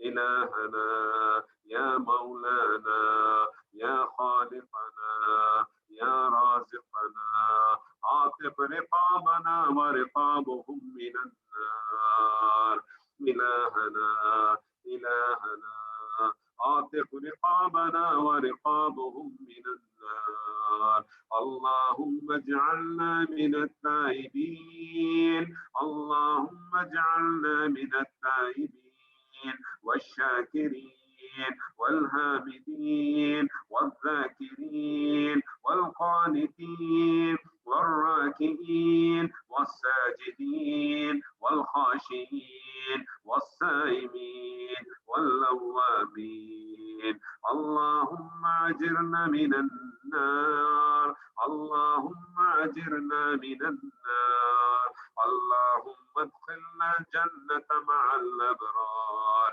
يا عزيز يا غفار يا أرحم الراحمين اللهم يا الله اللهم يا الله يا ملك يا الله يا قدوس يا الله يا سلام يا الله يا عزيز يا الله يا جبار يا الله يا خالق يا الله يا قهار يا الله يا رازق يا الله اللهم طهر قلوبنا من النفاق وآمالنا من الرياء وألسنتنا من الكذب وأموالنا من الحرام وأموالنا من الحرام وأموالنا من الربا وبيوتنا من المنكرات وبيوتنا من المنكرات وما اجتمعنا من البدع والمنكرات والآفات. اللهم اجعل القرآن الذي مربي قلوبنا ونور صدورنا وجلاء أحزاننا وذهاب همومنا وغمومنا ودليلنا إليك وإلى جنات الخلود. اللهم ارحمنا بالقرآن اللهم ارحمنا بالقرآن واجعله لنا إماما ونورا وهدى ورحمة. اللهم ذكرنا منه ما نسينا وعلمنا منه ما جهلنا وارزقنا تلاوته آناء الليل وأطراف النهار واجعله لنا حجة يا رب العالمين. اللهم اجعلنا من الذين آمنوا وعملوا الصالحات وتواصوا بالحق وتواصوا بالصبر. اللهم اجعلنا من الذين قليلا من الليل ما يهجعون وبالأسحار هم يستغفرون وفي أموالهم حق للسائل والمحروم. اللهم اجعلنا تتجافي جنوبهم من المضاجع يدعون ربهم خوفا وطمعا ومما رزقناهم ينفقون. ربنا آمنا بما أنزلت واتبعنا الرسول فاكتبنا مع الشاهدين. ربنا إننا سمعنا مناديا ينادي للإيمان أن آمنوا بربكم فآمنا. ربنا فاغفر لنا ذنوبنا وكفر عنا سيئاتنا وتوفنا مع الأبرار. ربنا وآتنا ما وعدتنا على رسلك ولا تخزنا يوم القيامة إنك لا تخلف الميعاد. أنت ولينا فاغفر لنا وارحمنا وأنت خير الغافرين. ربنا آتنا من لدنك رحمة وهيئ لنا من أمرنا رشدا. ربنا آمنا فاغفر لنا وارحمنا وأنت خير الراحمين. ربنا اصرف عنا عذاب جهنم إن عذابها كان غراما. ربنا هب لنا من أزواجنا وذرياتنا قرة أعين واجعلنا للمتقين إماما. ربنا لا تؤاخذنا إن نسينا أو أخطأنا. ربنا ولا تحمل علينا إصرا كما حملته على الذين من قبلنا. ربنا ولا تحملنا ما لا طاقة لنا به واعف عنا واغفر لنا وارحمنا أنت مولانا فانصرنا على القوم الكافرين. ربنا لا تزغ قلوبنا بعد إذ هديتنا وهب لنا من لدنك رحمة إنك أنت الوهاب. ربنا آتنا في الدنيا حسنة وفي الآخرة حسنة وقنا عذاب النار. اللهم أنت الأول فليس قبلك شيء وأنت الآخر فليس بعدك شيء وأنت الظاهر فليس فوقك شيء وأنت الباطن فليس دونك شيء.